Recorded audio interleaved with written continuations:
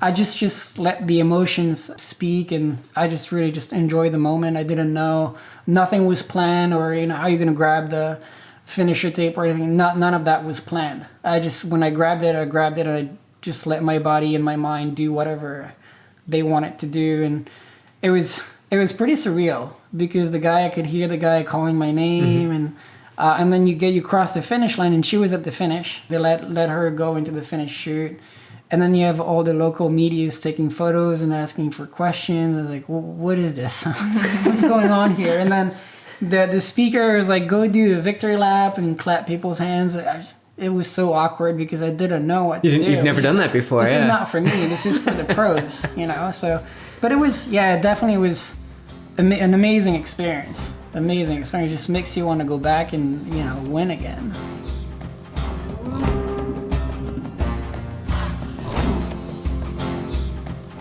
Hey everyone, welcome back to episode 60 of the YTP. My name is Jess, and what is Yogi Triathlete?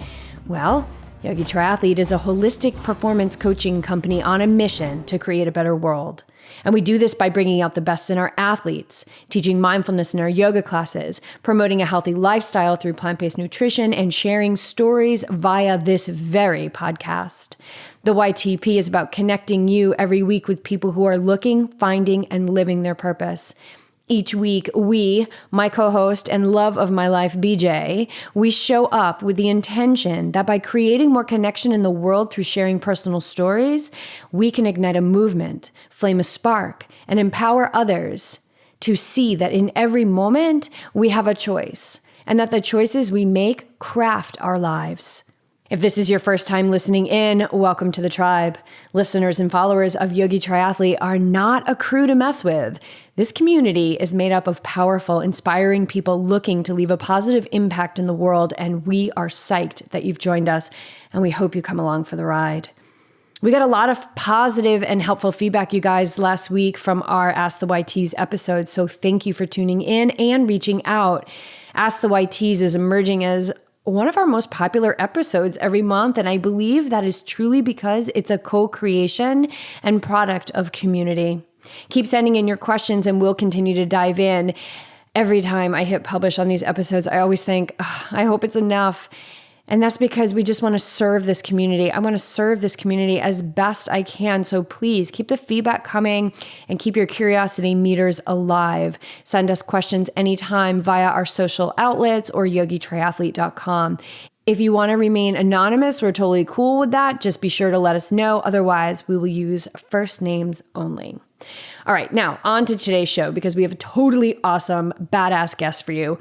Kevin Portmann is a lifelong athlete. Growing up in a small town outside of Evian, France, within minutes of 2 ski resorts, Kev's parents had him on skis at the age of 3. He played competitive table tennis from the ages of 11 to 18, and after high school, Kevin spent 3.5 years in Lyon, France for school before transferring to Northeastern University in Boston. From there, he found his way to New York in 2010, where he eventually met his love and new wife, Marissa. We begin our conversation today with their beginnings as a couple, because her role in his success as an athlete is vital, and she knows this. Her support, her ability to know when to push him out the door and sometimes lock that door behind him, and when to welcome him home without judgment when the demands of this first-year pro gets the better of him, is so paramount in his ability to keep pushing further.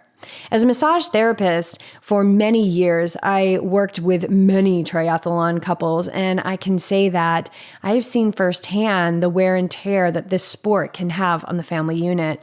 And we're so grateful to have Marissa with us today to chime in on her role as supporter as we travel through the evolution of Kevin's triathlon career. There's great insight to be gained in this episode on failure, on taking the big win, on the consequences of being stubborn, and the gifts behind releasing oneself from the pressure to attain. But what I love so much about Kevin's story is that he dispels the romantic view that life as a pro triathlete is glamorous and easy, and he shows us that the struggle is relative to our individual circumstances. There's nothing that Kev shares that we all can't learn from or have already experienced in our own lives as triathletes or otherwise. We're We're so honored to have such a talented athlete for you guys today. Kevin Portmann is Evian Triathlete, and we hope you enjoy the show.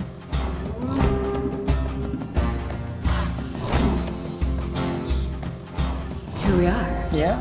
Yeah, in the studio, in the beach studio, and we have a very big bowl of sacred cacao beans, and we're all drinking hot cacaos. So I don't know where this conversation is going to go. Let's see where it takes us in about 20 minutes. Yeah, I told Marissa, pace yourself if you're dabbling in both.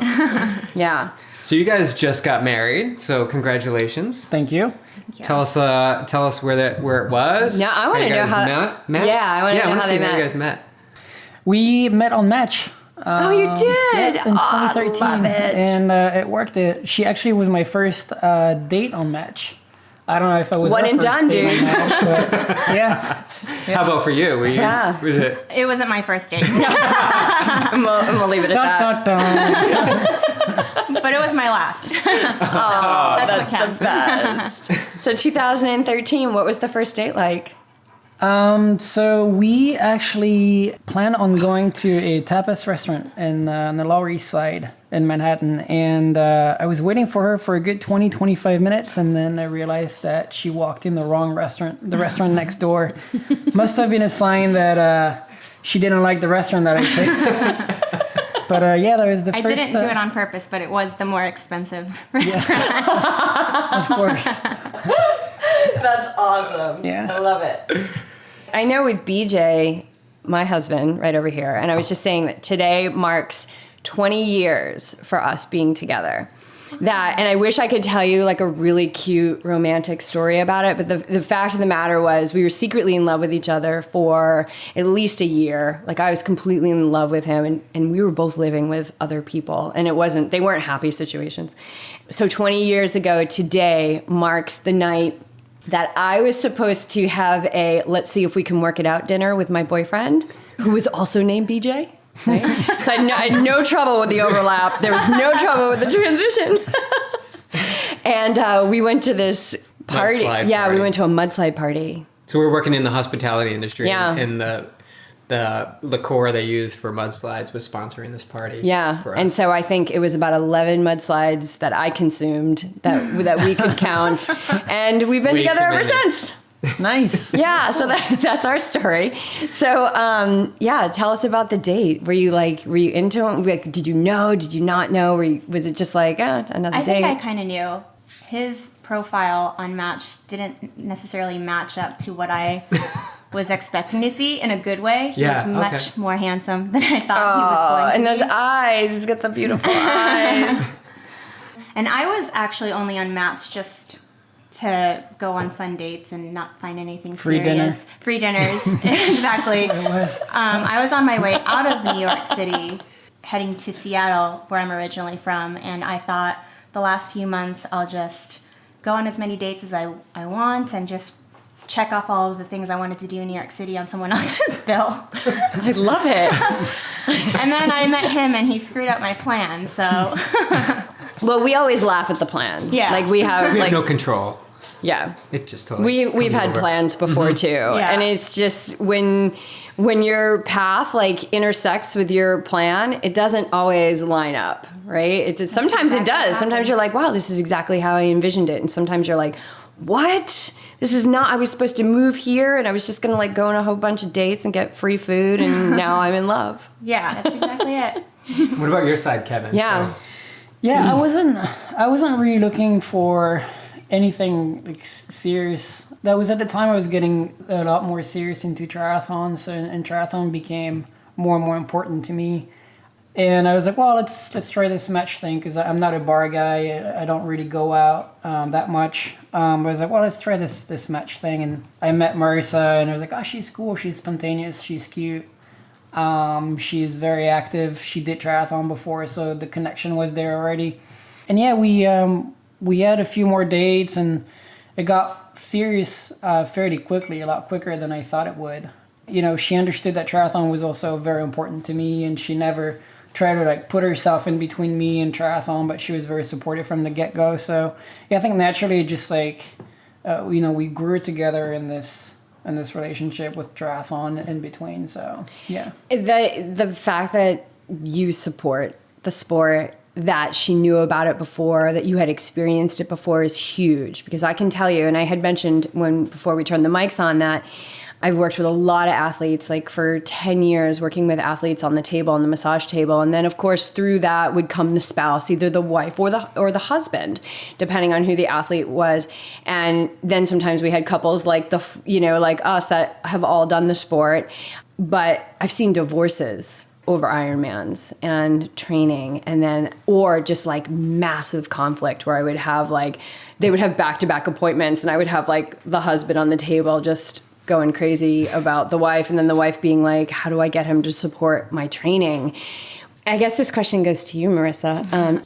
I will totally admit, and I'm still like doing this stuff. Like there's times where I'm like, right now, like I'm training for an Olympic and BJ's training for 3 Ironmans. And I'm like, it would be so nice to just kind of like watch a movie instead of, having to go to bed early or whatever. And so do those moments show up?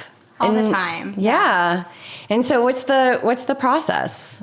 I think for us, especially when he's training for Ironman, there are times when we don't have a free weekend together because he's on the bike for 5 to 6 hours. So that does get a little bit kind of like, oh, I just want to go out and go to a bar or have fun or do something other than triathlon. But we've managed to kind of make it a fun aspect. So sometimes like we'll go to different locations and he'll still bring his bike and we'll still be able to like explore. Like for instance, in Palm Springs, he'll probably still bring bike when we go out there, but it'll also be a fun aspect where we're able to also explore and do some hiking. So he also finds races and good locations for us to make a vacation out of it. So we kind of just find a good balance between what we want to do outside of triathlon and still maintaining what he wants to do with the sport. So yeah, and from the triathlete perspective, Kev, like you're a first-year pro.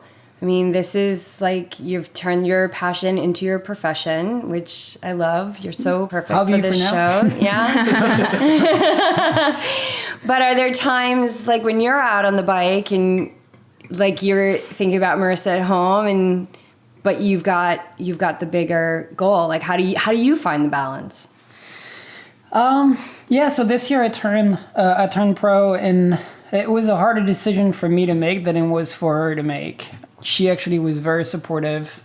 Her first reaction when I clinched my pro card last year was, well, you're not getting any younger, so you may as well take it.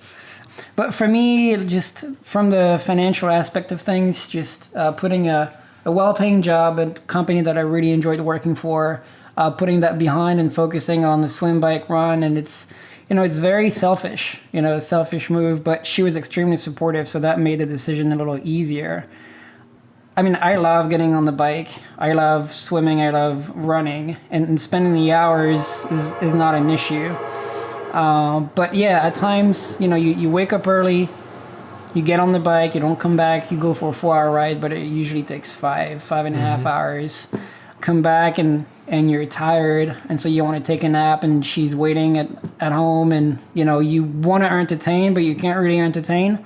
So it's not the best for sure, but she's very understanding of the situation, so that definitely makes it easier. If she wasn't as supportive, it wouldn't be possible. It just wouldn't be possible, because it's the glamour of, swimming, biking, and running. People are thinking, well, you're in SoCal, it's always nice and sunny. It's, you're living the dream. What you don't see is sacrifices, the food and nutrition, you go to bed early, you wake up early, constantly tired.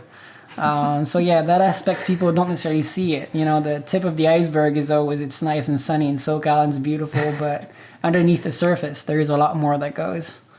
Her support is definitely what makes it possible. And so back up just a little bit to when you guys were on the East Coast, how did you both come out to the West Coast? What was the driving factor to get out here? So she was supposed to move to Seattle, and when we started dating, she changed her plans and she stayed in New York for another year and a half or so. And we were both thinking of leaving New York, because New York is fun, but if you're not born and raised there, it's it's overwhelming. It's kind of hard to stay there, at least in my opinion. we had a few trips. So we had one in Whistler in 2015. That was just the Pacific Northwest was amazing, and we had a great experience. And then we went to Kona, and we came back. I was like, well, that's it. We don't want to come back to the New York City way of life. We want to do something different. Decided to move to the West Coast. Originally, we were supposed to move to Seattle, but I was able to keep my job if we moved down to SoCal, because my company had clients here in Southern California, so it was a lot easier for me to move. But yeah, I think we grew tired of living the New York City life. I think it's not for everybody. It's an amazing city, but it's overwhelming. Yeah, we spent some time in there. We spent a whole week actually right in downtown. Yeah, I love it. But as an athlete, I mean, were you just on the trainer? Like, how do you even ride in the city? For people who are thinking of moving to the city, like that might be happening right now. Somebody might be coming from somewhere where they have open road and they're going to the city. Like, how did you manage it? Yeah, so you do have a very popular route, which is called 9W. You get on the GW Bridge, and on the west side of the GW Bridge, people usually ride on that road called 9W towards Bear Mountain. But during the week, it's, you have to be on the trainer if you need to train. It's also hard to find a pool where you can swim early in the morning with masters. You do have a few, but they're uber expensive. We scoped some out. And needless to say, we did not swim when we were in New York City. Because at $30 a pop for a drop-in, I was like, it'd be $60 for a swim. I'm like, Yeah. I don't think so. No, it wasn't happening. The whole week we didn't swim at all. When you're homeless, no, you don't spend $60 to go swim. Yeah, we lived in Jersey City, so all the running was made easier to run in Liberty State Park. The biking after 2014 and my friend getting into a car accident that left him paraplegic. 95% of my rides ended up being on the trainer, which is not the best. Took a little bit of getting used to, but I guess that's how it is. And, there's still amazing triathletes on the East Coast. So that method definitely works if you're really into it. But I think it takes a lot more effort and dedication to spend 4 or 5 hours on a trainer than it does to spend 4 or 5 hours on the bike in SoCal, for sure. And those people back east, not that not everybody is hardcore, but they're pretty hardcore about what they're committed to, like their mindset. I know when we moved away and then we came back, we realized or at least I'll speak personally, I got a little soft in Boulder. Like, oh, I got all this nice weather. And then we went back to New England and there were people out there training in the snow and in the rain and they're in shorts in the snow. And I'm like bundled up with 6 layers. They're just, and they're really hardcore mentally, I feel. Yeah, like I was telling you about that client of mine that would get up at 3 a.m. and go do his long ride in the dead of winter. I think it's all relative, and I want to go back to 2 things that you mentioned, Kev. One, there is this idea of, oh, you're a pro triathlete, so isn't that nice? You get to sleep in and, maybe go to Masters, but you can come back and take a nap and eat your oatmeal, and then you go for a ride and you just train all day. And all of us, we all have to like work and everything. And I loved how you were talking about the struggles, because if I just closed my eyes, like those are my same struggles. Yeah. And that the grass always looks greener. BJ was talking to a friend of ours back east, and he said, gosh, it just looks like you guys are like out there, like you're doing exactly what you said you were going to do when you left, and you're living your dream. And yes, that is exactly what we're doing. But people may have thought that getting rid of everything we owned and living out of a car and not knowing where we were going to go in the first 6 months was challenging. But I'll tell you, the challenges have been huge since we got here, because everything just kind of prepares you for whatever that next level is. And I'm sure you see that in your sport. But I guess what I'm trying to say is that the struggle is always relative. And one of the first things that I noticed when we set off on our trip is that you can strip yourself down of, all your material things, but you get to go with you. Like, so whatever it is that you struggle with, it's just going to attach on to whatever your life situation is, whether you're a pro triathlete or somebody who works full time and does Ironman, or you have a non-supportive wife or husband, or whatever it is that the struggle is all relative. And so I loved how you, like, that just came out. And then the other thing, could you tell us a little bit about your friend and what happened and how that affected you? Like, because you said you went to the train, and I heard you talking to BJ about it before when you guys first got here. But it was just a few years ago, wasn't it? Yeah, he recognized himself. His name is Glenn. So I just did our Eagleman, and he texted me the night before that actually happened. He said, "Hey, going on that rocket ride, do you want to join?" And I was just too tired physically. I was just too tired, and I didn't feel like waking up at 5 a.m. to go on a ride. So I was like, "Nah, I'm gonna pass." And then at 5:30 or 6 o'clock in the morning, 3 years ago, I got a text from a friend saying, "Hey, are you with Glenn?" And I was like, "No."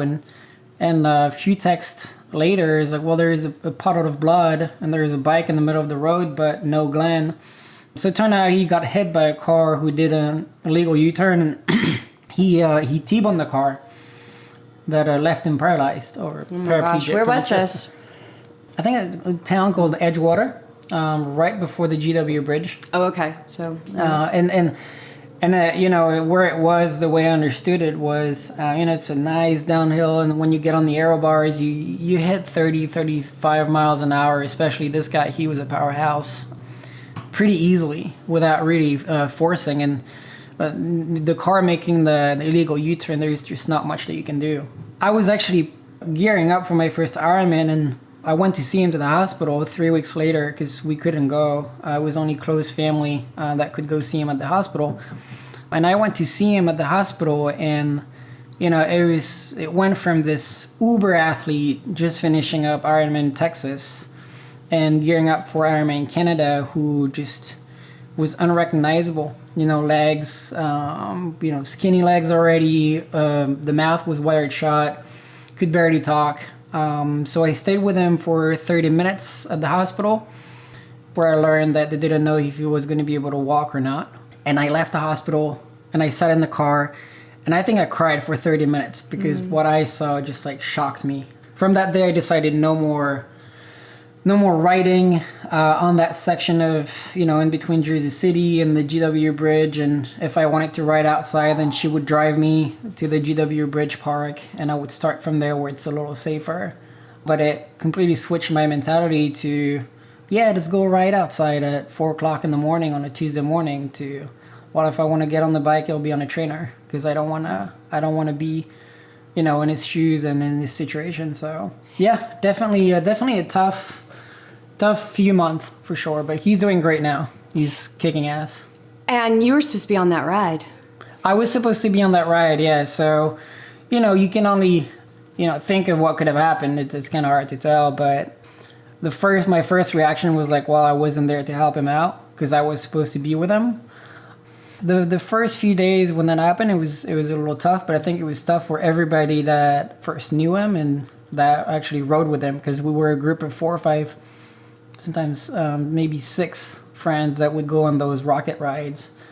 Just seeing him like that was tough. Is there a part of you that angry that's taken you off the roads, or do you think that you'll get, like, do you think you're going to be able to shake, because there's got to be a fear. There's a fear. It's keeping you off the roads. Like, what do you think it would take for you to shake that, or do you even want to shake it? Yeah, so when we moved here, it was a lot easier to get back on the road just because of all the bike lanes that you have. And I think drivers around here are more used to having cyclists around. They are. There's people all over the road, meaning there's people all over the road here, like running. A lot of activity. So a lot much of cyclists, activity yeah. that I think it's so common. Yeah. And, you know, when you start riding inland, there's a lot less traffic. And if you leave at 7 o'clock in the morning, you're good for the next 3 to 4 hours with very little traffic. So it wasn't hard to shake it off when I moved here. But had we stayed in New York City, I would still be on the trainer. I would still avoid riding in or around the Jersey City area just because, you know, drivers are really angry. And I remember 4 days before doing Miami 70.3 in 2013, I got actually clipped by a car with their mirror touching my elbow. And it wasn't that I was riding super wide. I was on my road bike, easy ride. But that's how close they were for me. And, you know, I fell off my bike, and no car stopped. There were cars behind, just like swerved around, and no one stopped. And it just tells you the mentality out there. Just, I know. And I have to tell you that I totally can see that happening. And there are, I mean, we talked about it, like there's no shoulders back there and the road conditions are horrible. I remember like riding back east. So we lived back there for 5.5 years, and being like coming back from a ride safely and being like, I just defied death. Yeah. Right. And so, yeah, I agree with you that it's a lot nicer out here to ride, and you've been doing some I've good started rides. to explore, going east a little bit. It's Yeah. been awesome. Like, Yeah. but getting through like some of this section, Escondido and San Marcos, and then getting out to like Palomar, like when you get out there, and now you're starting to get into like these, at least what I've discovered so far. Yeah, it's so amazing here. But we went down to Fiesta Island. I went with somebody from here, and as soon as we got past Torrey Pines, I think it started to get a little sketchy just to get over there. But once you got on that circuit, it was pretty awesome. Yeah. Yeah, especially if you go early in the morning, it's close to traffic. So that's where I go and do some of my FTP tests, just because there is no car and you know that you're fairly safe. Yeah, that seems like a good place to go. All right, so I have one more question about your friend. Do you pull like in those, because I know you have tough moments when you're out there racing, and do you pull power from him to like keep going? Do you ever think about him? Yeah, especially when mentally you get stuff at an Ironman. I try to think about this guy and like, well, physically I can move, physically I'm not hurt. It's just mentally I think I struggle, but this guy is just like in his wheelchair, not able to do it, and he would be dying to do it. So that we'll always try to keep things into perspective. And am I really hurting? Yeah, physically I'm probably hurting, but not as bad as what this guy is going through. Yeah, and he's cheering for you too. Yeah, he's very supportive, incredibly supportive. So that's amazing. If you DNF for any other reason but like physical reason, then try to put things into perspective and think about these guys who just can't do what you're doing for legit reasons, like they can't walk anymore. Right. So yeah, definitely I draw a lot of energy from that. Another friend of mine in the Tri-Sports team, 2 weeks before Ironman Arizona in 2015, suffered from a stroke on his like easy run. And now he hasn't fully recovered. I think he can't move his left arm, and he can't talk like normally. So when you think about that, it really puts everything into perspective. Mm-hmm. Life is precious. Yes. And so I said you weren't supposed to be on, you were supposed to be on that ride, but you weren't supposed to be on that ride, and he was supposed to be on that ride. And all we can do is just move forward in our own path and support and love everybody around us, and know that things can change in a second. Yeah. So with that, your triathlon career, I want to lead up to Coeur d'Alene. How was your so what was your triathlon career like up until last season? Like, where did you start? How did it progress? Yeah, so 2011, a really good friend of mine that I consider my brother here in the U.S. just told me, hey, I'm doing this triathlon thing and somewhere up in upstate New York. Do you want to join? Actually, in the Ironman State Park. I was like, yeah, sure. I had a bike, so I was like, yeah, why not? And it was fun. I crashed on the bike at the very turn where the race organizer was like, "Don't be that guy. Just slow down, slow down, because it's a very tight turn, the hairpin turn. Just don't be that guy." And of course, I was the You're one that who guy. crashed. But it was fun. I was hooked. I did 3 other sprints, but I didn't really take it seriously. In 2012, raised funds for a team in training, and I did the New York City Triathlon. And without a lot of training under my belt, I did pretty well. So it's like, maybe if I gave it a shot, I could, maybe do it a little better and be it a little better. So I started using a coach. Wait, what does pretty well mean in the New York City Triathlon? Like, how did you do it? What did you finish? Do you remember? I think it was 2:15 or 2:14 at the New York City Triathlon. Just Olympic distance? Olympic distance, yeah. But you're swimming down the river, so that with all the dead bodies swim is not representative of your skills at all. But it was still pretty decent. So we started, working with a coach, and I did fairly okay in my first year, doing 70.3s, qualified for Mont Tremblant 70.3 Worlds in 2014. and decided to work with a different coach, tri-coach, down in Delaware. And because I wanted a little more structure, not just for the cycling, because my previous coach was really good with all the cycling part, but I wanted more structure with my swimming and my running as well.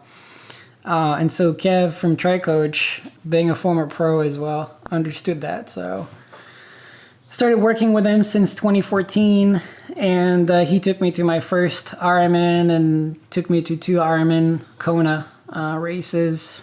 And last year at Coeur d'Alene, he took me to victory in Coeur d'Alene. So How many Ironman did you do before Coeur d'Alene? Zurich was my first in 2014, and then I did 3 Ironman in 2015 and 3 in 2016. I think Coeur d'Alene was probably my 6th Ironman in 2 years. That was a lot. That's a lot. Yes. So what was the plan? So you were working with this coach. What was the plan? What was the plan in doing multiple Ironmans? Was it to get experience and build your endurance? Was it like, or was it just like, what do you want to do? Do you want to just be all in? 3 was not the plan. 3 Ironman per year for the last 2 years was definitely not the plan. I wanted to go to Kona after Zurich, where I did pretty well. I felt like I could qualify for Kona, so the goal was Kona. And at first we wanted to do it in Whistler because the race just fits me better, more climbs on the bike. But then my coach convinced me that I could do well at Ironman Texas. So we decided to also sign up for Texas. Which is in May, and then Whistler's in July or July, yeah. Yeah, okay. And Texas was, the prep was good. I actually went down there a few days to train there. I stayed with a local pro. And everything went well except in my training, except that I never really did any heat acclimation training. It's humid down there and too, right? that crushed me on race day because it's brutal. It really, really is hard. So the plan on qualifying for Kona didn't quite work out there. So then Whistler was plan B, and I qualified. So then we went to Kona. So that was 3 Ironman that year. And then last year, the plan was to qualify in Whistler and really just focus on Whistler. And hopefully the goal was to do top 3 amateur there and clinch the pro card. And what's required for a pro card, just for those that don't know? So you have to finish, there are a few requirements, different requirements, but one of them being if you finish top 3 amateur with a race that has a pro field, and I think there has to be a certain prize money amount. I think it's either 5K or 25K. I can't remember what the amount was. Then you're eligible for your pro card. So it all went well. Actually, I think I took the amateur lead on the bike, but my special needs never made it to the aid station. And the rookie mistake that I made was that I relied way too much on it. And it just went downhill from there. And when you have a 25-mile uphill to go to finish the bike and the run was tough. My back started to seize and I just couldn't breathe anymore. So I had to call it a day halfway through the run. So that was tough. But the very same day, Marissa told me, there's still Coeur d'Alene 4 weeks down the road where you can still qualify for Just Kona. saying. Supported wife to Trying to be. go to Hawaii again. Yeah, you've got your interest too. And I had that race in mind, but I didn't know if it was, the right thing to do or not. Well, little did I know that, 4 days later, I signed up for the race. I told my coach, and my coach was, okay, we're going to change things up a little bit then. He was thinking more of like Louisville. Yep, down in October. Yeah, It was in October, moved to October that time. Yeah, same weekend as Kona. Yep. But he changed things up a little bit, and the build to Coeur d'Alene was very, very different. I changed my mindset to let's not focus on the outcome of the race and the results, but really just having fun and see what I can do. And I think that changed a lot. I also changed my nutrition a lot because I did not want to rely on special needs. And So what did that look like? Shed some light into, if you don't mind, into what your nutrition looked like and what you kind of sort of Yeah, what switched was to. in that special needs bag that made you just fall apart? What was the 'cause special you didn't juice? have it? Yeah. What was it that you just can't live without? Everybody that wants to know. Clearly they don't have on the course. illegal substances. I can't really. Cacao. It's all cacao. It was 3 bottles of, at the time I used Herbalife. Yeah. I can't remember which one it was. Their endurance product, and it was 3 bottles, which I relied on. I just trained with it. I knew exactly my stomach was comfortable with it, no GI issues or anything. And I never trained with Gatorade, so I just didn't want to mess around. So when, that special needs didn't make the aid station, I just, in my mind, it just completely messed me up. Yeah, I was going to ask you, like, how did you mentally navigate that? Did you? Well, I didn't. Yeah, you didn't, and that's okay. That was the experience you were supposed to have. Nobody expects you to be a master. Yeah. But yeah, so I want to talk about that. Like, what happened? Like, you didn't get the special needs. Were you that guy? Were you when they say roll with the punches, well, I didn't. You were throwing punches, Fighting back. Yeah, and I just, I reluctantly grabbed a bottle of Gatorade, just, 1 bottle of Gatorade over the last, I think 35 miles on the bike. And when you look at the course at Whistler, it's requires more than 1 bottle. 27 miles of going uphill. I don't even think that I finished that bottle. And I was, completely dehydrated. I got into the run. I was a little dizzy. And was it because you were just like, I refuse to drink this Gatorade? Or were you so scared that your stomach would be upset? Because, logic would tell you, get the electrolytes in. Yeah, I guess I was, stubborn about, well, I'm used to training with this, and I have never really encountered a situation like this before. What should I do? And, when I should have taken a little more Gatorade, and I had a few gels still in my food box that I didn't touch. So I wasn't really coherent in my decisions. And so I think that really messed me up. So when I went into Coeur d'Alene, I was like, what happens on the day.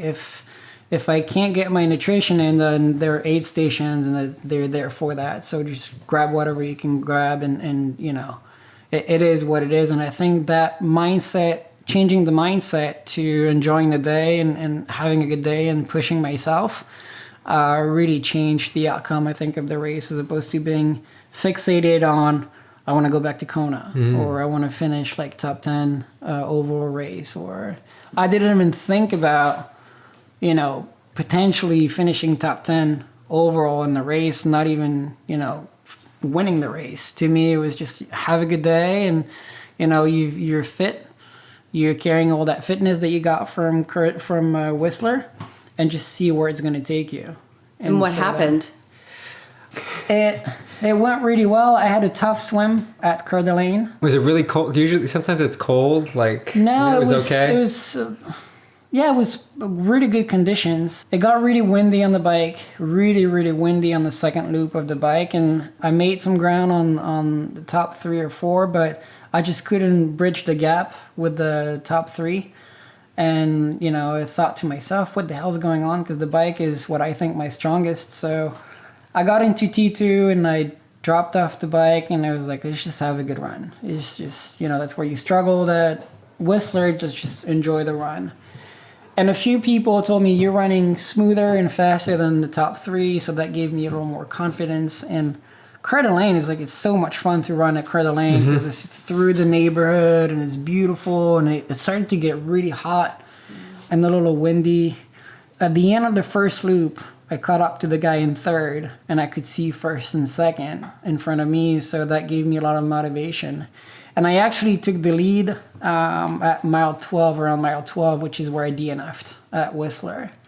So I was like, all right, I got the lead. I'm not going to let that go. So you're seeing the guy in front of you. Do you pass the guy, or are you just inching up and you're like, I'm just going to ease past him, or did you put him away? I passed him because I saw that he was in one of those moments where, you're in the hard box and struggling a little bit. So I just didn't want him to get comfortable sitting in my pace, or me just being a little complacent and just sitting and slowing my pace down. So I was I'm just going to maintain my pace. And I think he tried to stay with me for a mile or so, but he eventually just dropped back a little bit.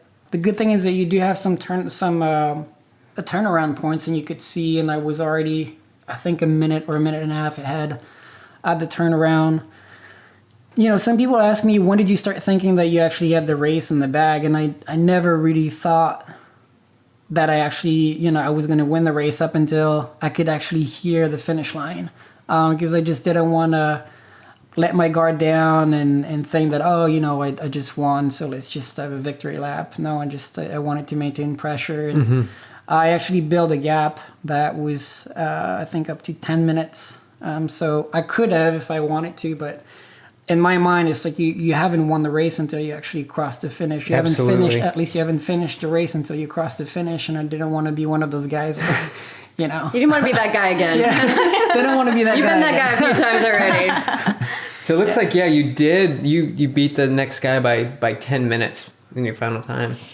So one of the things I loved about Ironman Coeur d'Alene was the finish down Sherman Avenue through the town. Yeah. And it's like downhill. Yeah. And it's just so deep with people.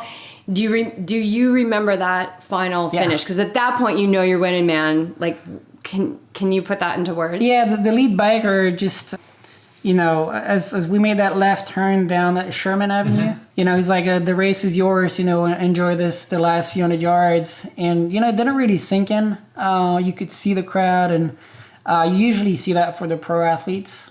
So the race being up for grab for age groupers. So I was like, I didn't really realize. And I was like, what the hell is going on? I just let the emotions speak, and I just really just enjoy the moment. I didn't know, nothing was planned, or how you're gonna grab the finisher tape or anything. None of that was planned. When I grabbed it, and I just let my body and my mind do whatever they want it to do. And it was pretty surreal, because I could hear the guy calling my name, and then you cross the finish line, and she was at the finish. They let her go into the finish chute. And then you have all the local medias taking photos and asking for questions. I was like, what is this? What's going on here? And then the speaker was like, go do a victory lap and clap people's hands. It was so awkward, because I didn't know what to do. You've never done that before, This is not for me. This is for the pros, So, but it definitely was an amazing experience. Amazing experience. It just makes you want to go back and, win again. And Marissa, so what did it look like from your end? Like you can see him come through town. You see him come through town. Then there's that little out and back, I think. Do they still do that? Like you come in through the park, and then you go out, and then you come back through?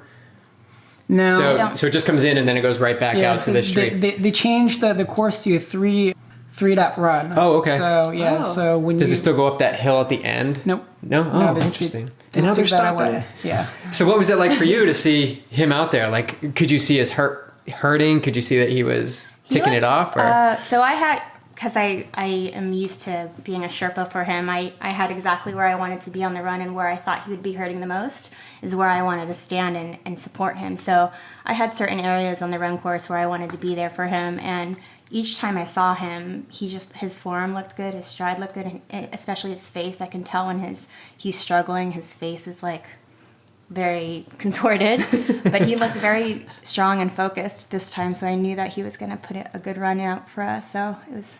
Does he acknowledge you out there? Does he? Sometimes, most of the time, no, and I'm used to it. Yeah, that He's in the zone. He's in the zone. Yeah, I'll tell him splits, and I know he hears me, even if he doesn't acknowledge me. But I had my dad out there and my youngest sister out there to support him, which was nice. I know the goal wasn't to win, and it's actually making me think about our podcast with Mary Knott when she qualified for Kona, because she had like this girl that she's amazing. She just did Ultraman Australia. She's doing the extreme triathlon in Alaska. I mean, she's just amazing. Cool. And she talks about Ironman Arizona, which is where she finally qualified for Kona. After 20 Ironmans. Yeah, after 20 Ironmans, and after having a horrible disaster at Ironman Lake Tahoe.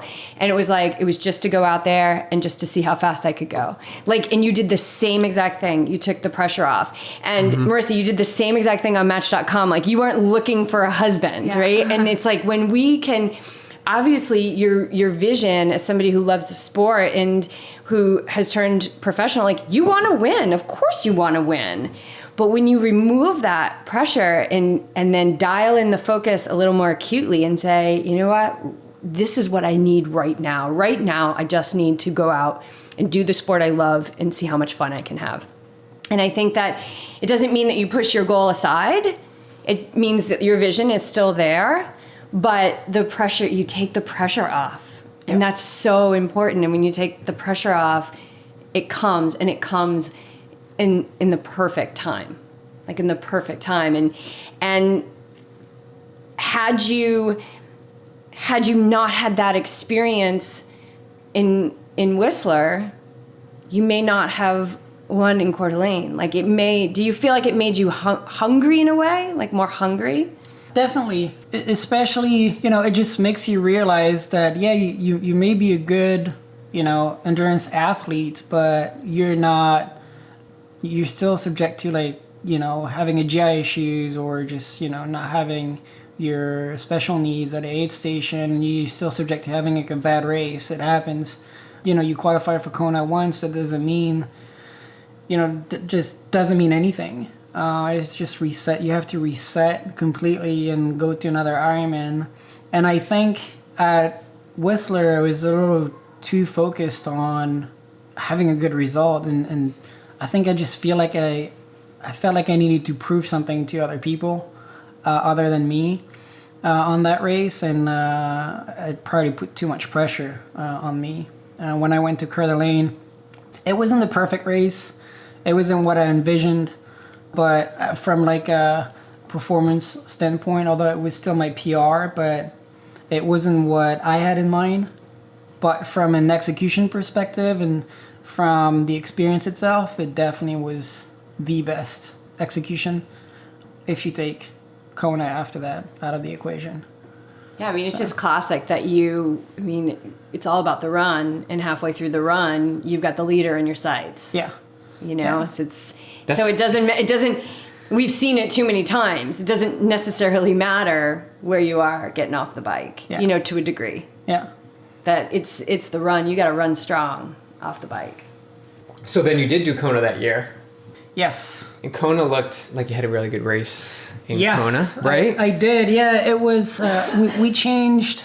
So Kona was going to be Ironman number 3 in 11 weeks. When I went in 2015, it was for the experience. I had no intention to, perform there. I was just really for the experience. So the last year when we went there, I wanted to be able to perform. So we decided to work with a nutritionist, the core diet. Yes. We've worked with them too. Yeah. That drastic change on my nutrition. Forget about Herbalife. It was, you got to use what's on course. So what was on course was Gatorade and Cliff.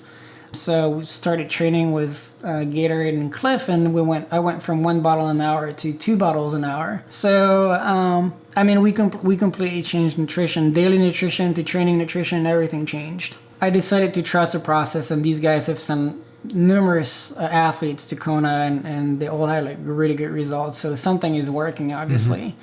And on race day, I had a really good swim for me because it's a non-wetsuit, and I think I swam 58, so that was very good for me. The bike was extremely windy and much harder than the year before, and I still went close to 20 minutes faster than the year before. And I never felt, the lows that you can feel during the bike. And before Kona, I never had an Ironman where I felt strong the entire bike ride. In Kona last year, I felt like my legs were underneath me the entire time, and I just felt like I could push more if I wanted to. On the run, the wheels fell off a little bit at mile 5. They have those giant bucket of water, and I went to duck my head in. Oh. And what I didn't see was this giant ice block in the middle, and I hit that ice block. And I don't think it's what made me run slow, but. He had a big bloody scar on his forehead. What happened to your forehead? He was like, oh, I hit it in the ice block. Of course. But That's yeah, awesome. it was, I just wish I ran better in Kona, but I think it was the accumulation of the first 2 Ironman and also maybe the lack of belief in my running. I think that's one thing that I need to work on is believing myself a lot more, because what I wanted to do on the day, I think, was doable, but I, started to lose faith in my run, and just the wheels started to fall off, and then after that, if the wheels fall off, and in Kona, you add the heat and the wind and all that, And everybody gets 10K. together and they're like, yeah, you got to slow and then down. You're like, well, you know what? You're done for the day. So and then all is like crazy fast athletes. As soon as I started to slow down, I got out of T2 if top 15 or top 20 age grouper, top 3 in my age group at mile 2 on the run. And as soon as I started to slow down, 30, 40, 50 people passed me. I think I went from top 20 to like top 200 in the matter of like 10 miles, not even.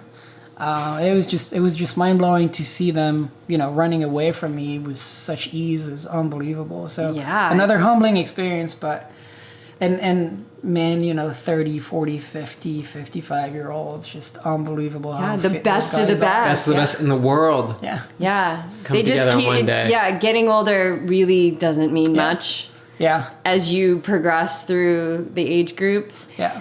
How are you gonna believe more in yourself? It's an ongoing work, like tough workouts. I had a really tough bike ride yesterday, and I was thinking of just calling it a day at 2.5 hours in, a 4-hour bike ride, but I stuck with it. Tough swims like this morning where I just like couldn't keep up, so I had to use the paddles, but I could have easily just walked out and go home. So like those moments where, you can't be always 100%, you just have to accept it. It's like those moments I just have to stick with it and go with it and just be more positive overall. And I think what I need to do is detach myself from all the negativity that I can get, or like sense the negativity from other people. Not to listen to people, just to listen to myself and people that really believe in me. One of the things that you can do immediately that will have such a big effect.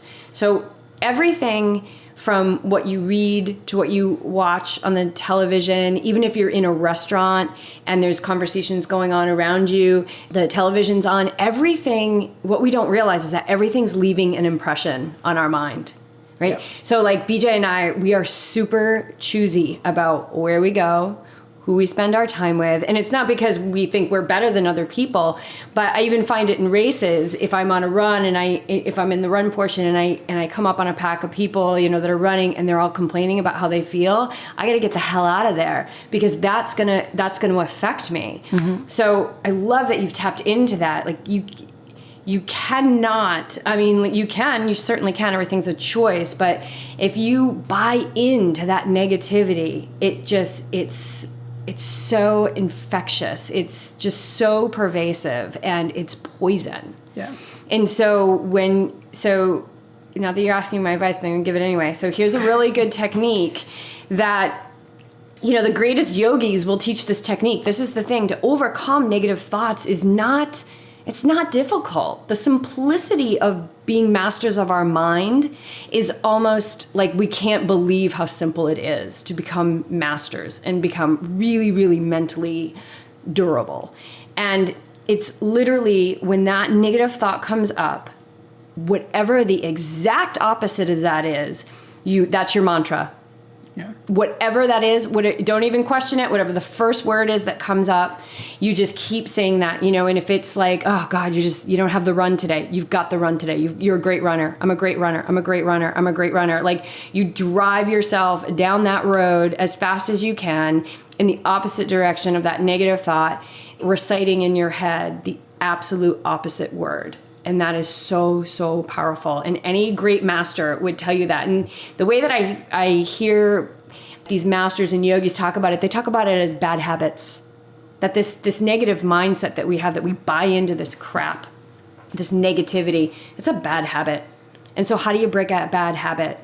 You form good habits. Yeah, you form good habits, right? Mm-hmm. You do the opposite.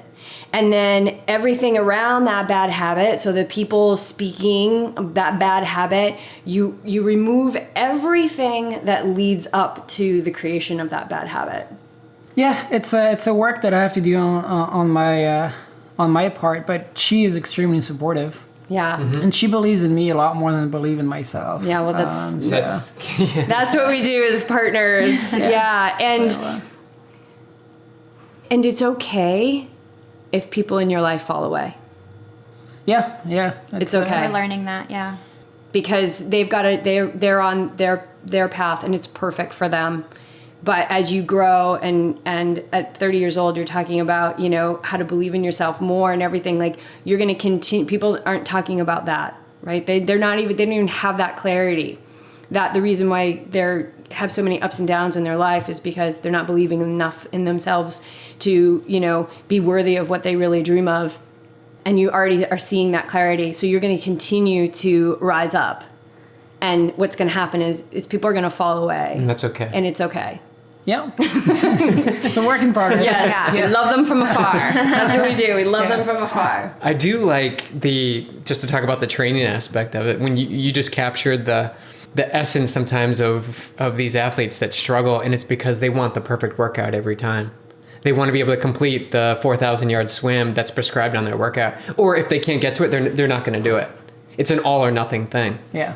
Whereas when you can switch that mindset and say, maybe this training session isn't going to be the way it's supposed to be, but I'm going to take something else out of it. I'm going to put paddles on. I'm going to stick with this group, and I'm going to get the 4,000 yards in, and I got it in. It's not glamorous. It isn't the best workout I've ever done, but you got it done. And there's a bigger purpose, a bigger benefit for getting that in. That's how we set our athletes up for success. Like, I don't care sometimes like what that end result is. I don't want to. Okay, great, you ran a 6:30 mile, awesome. But did you pull something from that workout? Right. Did you capture something that you weren't expecting?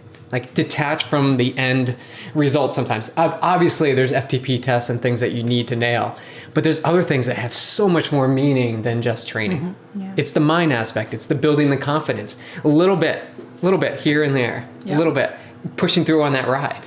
Yeah. It's easy. 2.5 hours. I'm just going to go home and hang out with Marissa. I know, and it's so tempting, right? Right? Like, because she's gonna accept you back. She's gonna love you just the same, right? She will give me crap for. Yeah, that's your job too. Yeah, I was 3 hours and 15 minutes into the ride, and it was Just yesterday. It was tough, yeah. And I knew I was going to finish it, but it was like, well, and I texted her, I was like, well, that's a tough one. And she was like, well, you got this in you, just, finish it.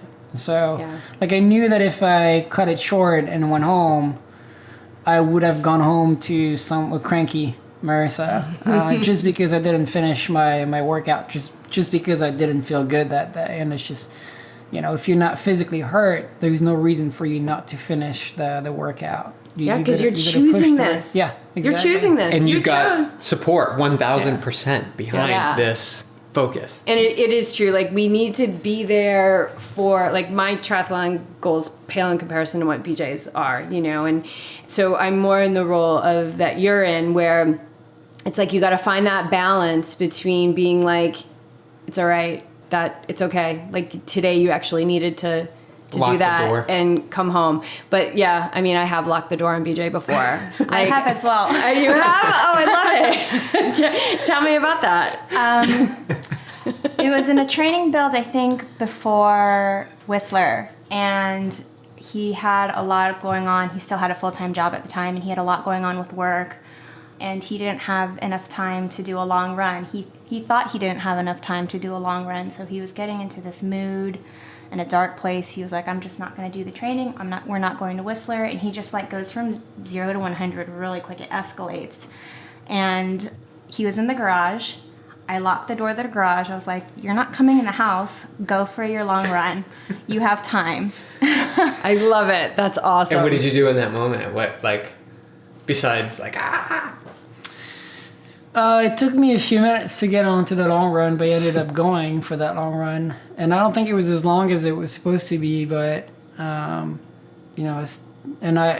pace wasn't even an issue at that time. But, I ended up doing that run, and I'm glad I did.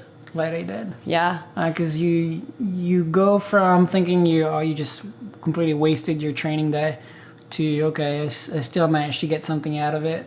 So that was the positive on the day. It's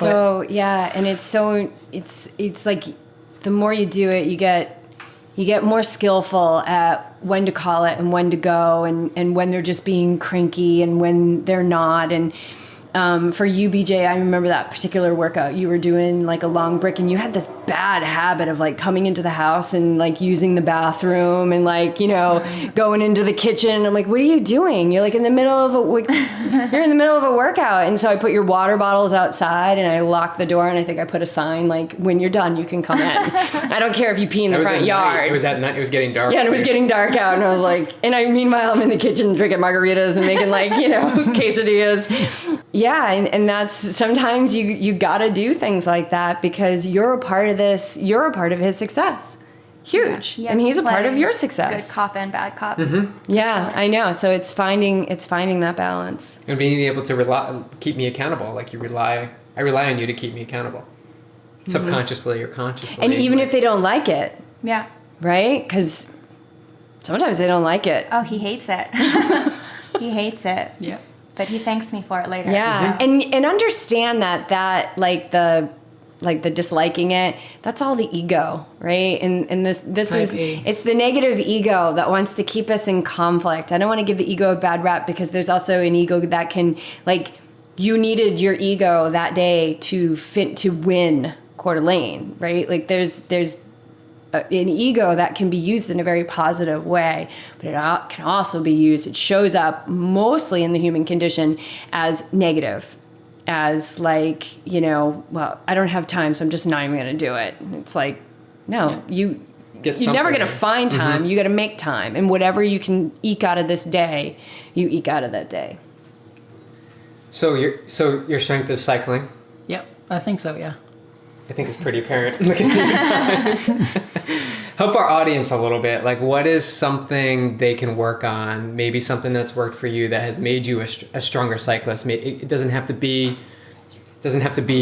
a workout or anything, but is there something that people can take home, like riding indoors or a switch mentally that they can maybe build their strength up on the bike? All my really hard, intense workouts, I will do them on the trainer. Some people like it to ride with music on, but I don't do it because in my mind, you don't have music on race day. And granted, you don't push as hard on race day as you do on the trainer, but to me, if you can push that, let's say, 5 minute all out on the bike or 20 minute all out on the bike without music on, then chances are, you'll be able to replicate something similar on race day, as opposed to having that music to help you go through the workout. You won't have that when it gets hard on the bike on race day. So I try to stay away from music and from all that during the hard sets. I don't always do it, but sometimes I really force myself to just like no movies, no nothing on the trainer. It's just me, my thoughts, and projecting myself having a great bike ride and being strong going uphill. Vision, really trying to vision the race that I'm doing, especially if I've done it before. It's easier because I can visualize the course in my head. So that's what I do. Some people, need the music, and I think that's fine. But I found that to work for me. Yeah, lately you've been seeing me like I don't always use music, but I sort of, when it gets to the harder sets, maybe I'll put on my headphones and then I'll get halfway through the set and it's messing with me. It's just something isn't aligning, and I just take the headphones off and I just get to work. Like I'm just looking at I use Trainer Roads. So I'm just looking at like what I need to maintain, and you just get into it. Yeah. And for the very point of when you're out there on race day, there's no music. You're not riding with people. You're not socializing. Like I'm here to do some work. Like, and can I mimic that on the trainer? So I can totally agree with that. Yeah, I mean, it's just, we have to practice being with ourselves and our thoughts in silence. We have to practice that. And if we have any goals of being able to navigate that on race day or at any point in life, like just being, there's so much noise in our world. Like to be able to remove that noise, put yourself in a challenging position. I do this with my students in my yoga class. I don't play music. If it was my choice, there'd be no mirrors in yoga studios. And I put them in challenging poses, and then I don't talk. And so they get to just, how lucky are they? They get this opportunity to be in a situation where there's sensation on the run of a triathlon, of an Ironman or whatever distance, and they get to like notice what's happening upstairs. And is it helpful? And if it's not helpful, how do we change it? And music helps so much too. Sometimes I get paid. Like for me, it's just an aggravation at this point. I'll listen to like audiobooks if I'm doing like a math-paced run or something like that, but rarely. I'm just usually, I just prefer just me and myself and my thoughts. I definitely can't run with music. Like running, I love it so much. I just want to be there, hearing my breath and the foot strike. And I want to smile at people. Like I want to be engaging with the people that are out there. What's a typical day like for you both? I usually wake up early in the morning and go to Masters. So wake up around 5, get in the pool at 5:45 and swim for an hour 15, an hour 30 minutes. Go home, have a breakfast, and get on the bike.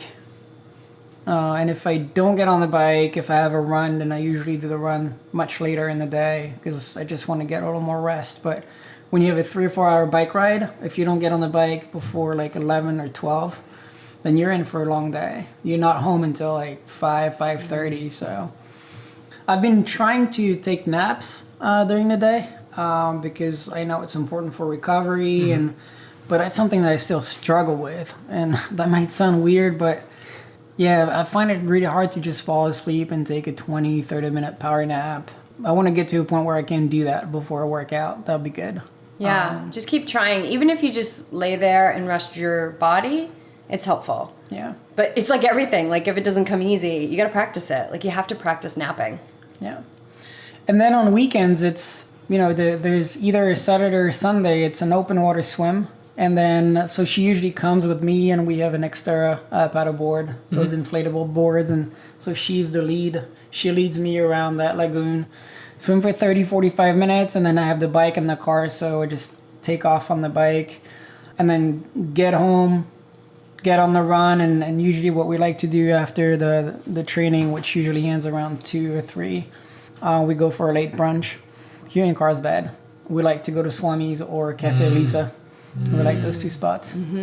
But yeah, it usually starts with a swim in the morning. That's been one of my focus this year, so swimming a lot more. And then there's always either 1 or 2 more workouts during the day. So she works from home, so it doesn't really matter. If she doesn't need the car, it doesn't matter to her. So I'm pretty free to go wherever I need to go for the training. Nice. And what do you do, Marissa? I work for a technology company as a customer success manager or program manager, and I've been with the company for 8 years now. That's you guys have a great setup right now. Yeah, it's not bad. That's awesome. It's not bad. I want to know what's going on this year. Yeah. So the last race you did you St. George, right? Yes. St. George was tough. I had a good first pro race at Oceanside. I beat my expectations on the swim and on the run, and the bike was good as well. St. George, I had higher expectations. I had a good swim because it's usually a tough swim. I find it hard to swim there.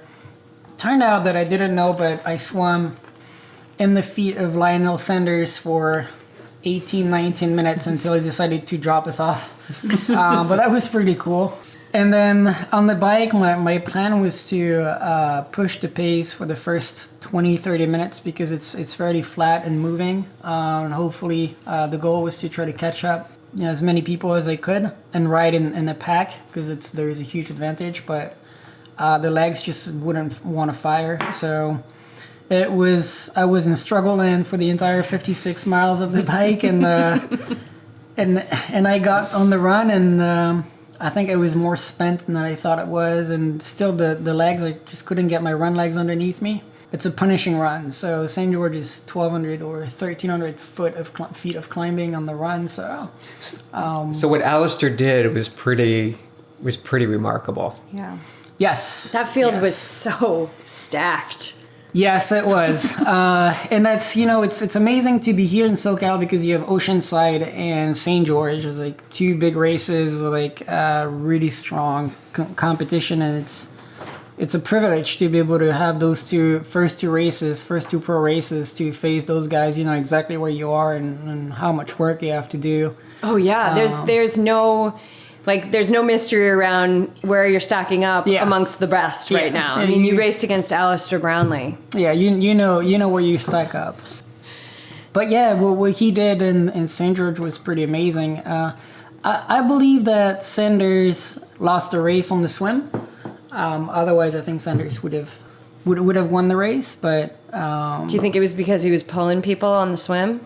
He probably grabbed his feet a couple times. So if you listen to this, I apologize.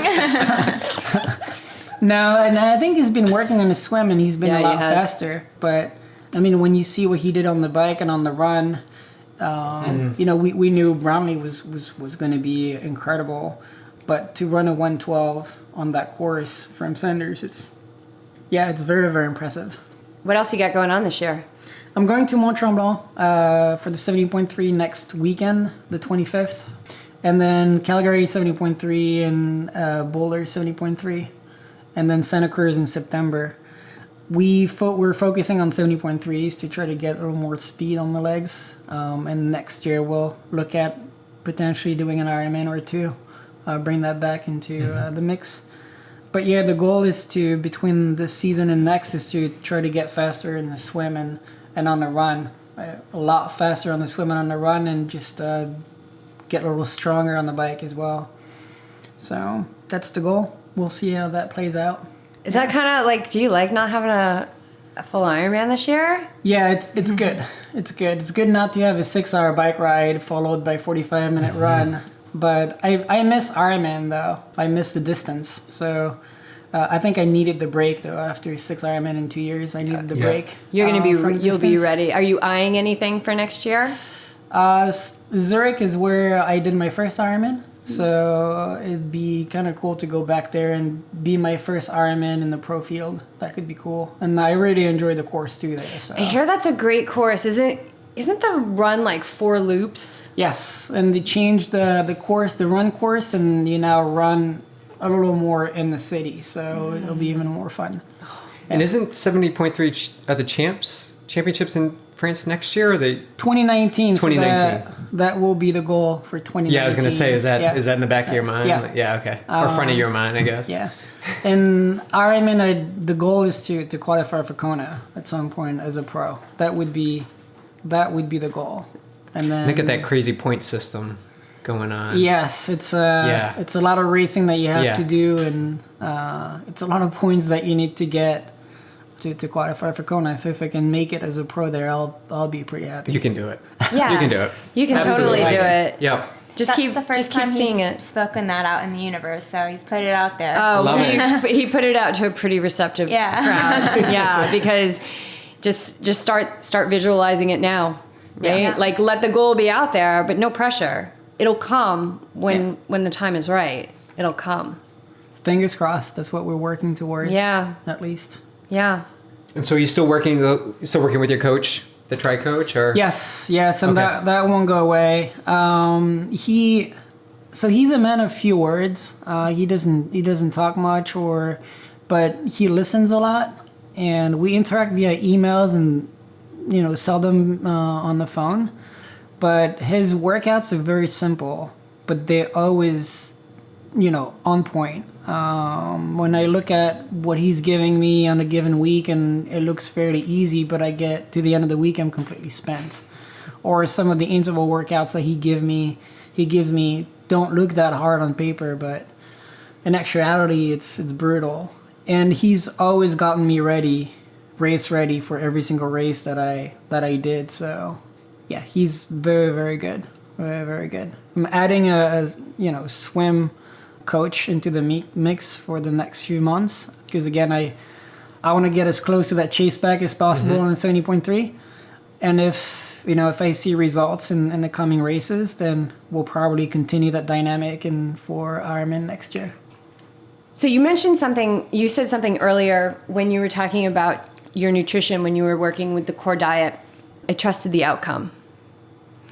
And I think that's a hard thing to do, but it's going to be required of you, right? Like with all this stuff you have stacked up, and then, you know, this dream of qualifying again for Kona as a professional now.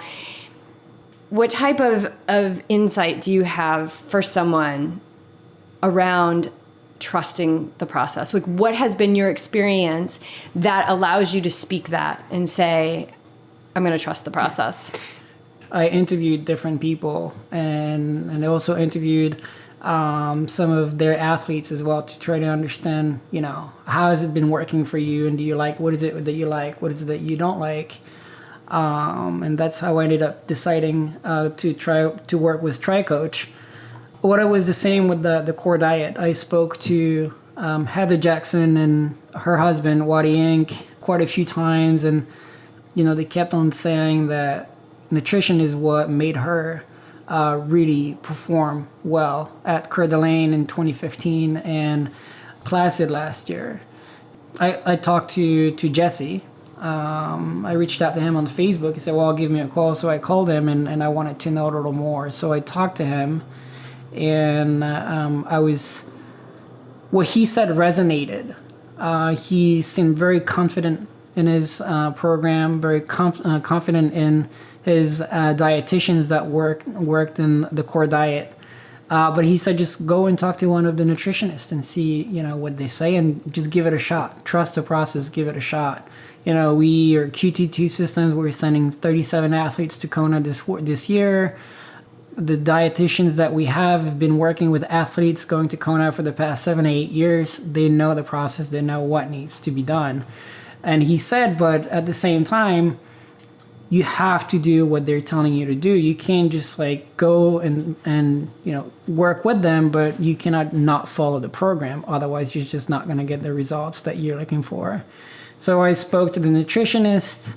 You know, she seemed very knowledgeable, very, very good at what she was doing. You can sense it when you talk to people that really know what they're talking about. You just can sense it right away, right? And so I was like, all right, well, I have nothing to lose here, and I decided to trust it. I decided to trust the process and go with it. And there was not much that I could lose at that point because I had just already had 2 Ironman in my legs. I was like, let's just do it. Let's go for it. You know, she changed my nutrition completely. Daily nutrition, race nutrition, training nutrition. I got in your race day in the morning. I felt very rested, very good, not nervous at all.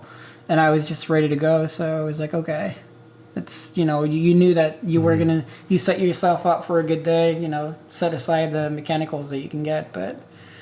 And now you've got that to allow you to trust the process moving forward. So it seems to me that for you, it was like you did your research and that led you to what felt right. And that's what made you make that decision. Yeah. And you still have to do your research. And, you know, sometimes, yeah, you have to pay a little bit more to, you know, to get a higher quality service. But if you do your research and if what you find, you know, makes sense, what if that person charges you a little more than the other person or the other online program that you found? Well, your research is telling you that you should go with it. So, you know, bite the bullet and hire that coach that you're looking for, hire that nutritionist that you're looking for. If you follow their program and their program, then, you know, there is no reason for you not to succeed in what you're looking for. So.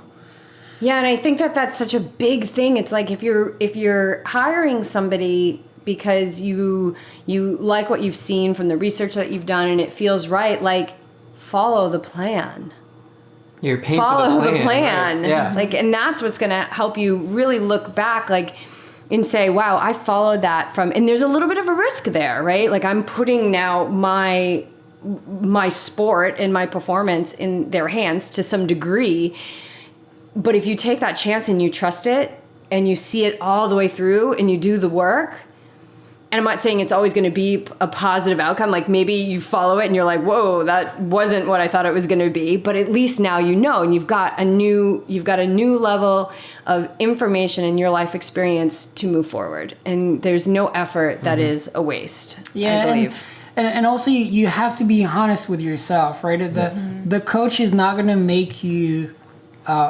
he's not going to race for you. He's going to give you the tools to race well and to get to the finish and more.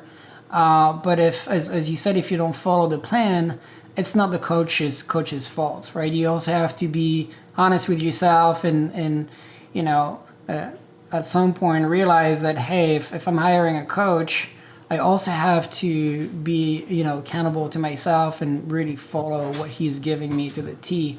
If I derive and if I do 50 or 60%, then I shouldn't expect to qualify for Kona, for example. But if I go 100% with the right mentality, then I'm giving myself the tools to potentially succeed. It's not guaranteed, but you're putting yourself in a much better situation than if you just, instead of, the coach is giving you a 6-hour ride and you go, I'm just going to do 4 hours. And, how do you do those 4 hours? Just, with my friends. And, there's, you got to be honest with yourself. And if you decide to go with someone, then make that decision, that commitment, but it has to be a full commitment. Triathlon is a very, very demanding sport. It just sucks the life out of you, especially if you sign up for an Ironman. It sucks the life out of you for 4, 5, 6 months, whatever that time frame is. Yeah. But what's on the other side is, it's pretty cool. Yeah. Awesome. I think it's a great place to wrap it up. Kev, thank you so much. Marissa, thank you so much for being here. Thanks for having us. Yeah. So how can people follow along on the adventure of Instagram and Twitter, Envisioned Triathlete is my handle. Facebook as well, and I also have, she maintains my website, kevinportmann.com. Portmann with 2 N's. Awesome. Cool. Thank you. Thank you. It was cool. That was great. Good? Kev Portmann getting it done on the triathlon circuit, and Marissa coming in as his partner in life and sport. I hope you guys enjoyed the show. I know I certainly did, not only in the recording, but in the re-listening in my other role as post-production engineer, which is a true sign that we can be anything we're called to be. I mean, I'm a yogi turned audio engineer, and that makes me laugh. But what I can tell you is that every week I show up to a blank screen and a microphone, and I never know what these intros and outros or blog posts are gonna look like. But I know, like anything else in this world, all I have to do is right now. That's all we ever have to do is right now. And as long as I am present, as long as we are present, the words will come, our purpose will be unveiled, and our gifts will be revealed. And so don't rest so hard on the plan, because a pursuit for free dinners may just end up in meeting the love of your life. Thank you everyone for supporting the show. Beej and I are off to Boulder this week to race the Boulder Peak. Super psyched that the peak is back in its fullest expression under the leadership of Lance from Without Limits Productions, and Barry Siff and Jody will be on site. So we're super psyched to hook up with them as well. And of course, we're going to record interviews. Please, could you imagine us going to Boulder and not recording? No way. All right, you guys. So here's the deal. Leave us a review on iTunes. Come on. Let the world know that you're enjoying the show. Let them know that you are one of these powerful, inspiring people that are going to leave an impact in the world. So start your impact at iTunes, right? Like, never underestimate the power of your actions, even if they seem so small. So we're going to thank you in advance for that. I mean, I know you're busy. I've got a list of reviews that I need to write as well. I've been reading a lot of our guest books lately, and I've got to get to Amazon and leave those reviews. But let's just take a few moments and let's get them done. So if you've already left us a review, then check out the blog post for this episode and find our Amazon banner ad, which for no extra cost on your end, every time you click on that to purchase from Amazon, we get a few pennies kicked back our way, and that's going to help keep this show alive. So also our Patreon link, where for as little as a few bucks a month, you can pledge to support the show in a way where you don't ever have to think about it again. And for me, for a busy girl, that's the best kind of support. So, all right, what else? Share the good word, you guys. Spread the high vibe. Remain awake and ready. And remember always that life is too precious for autopilot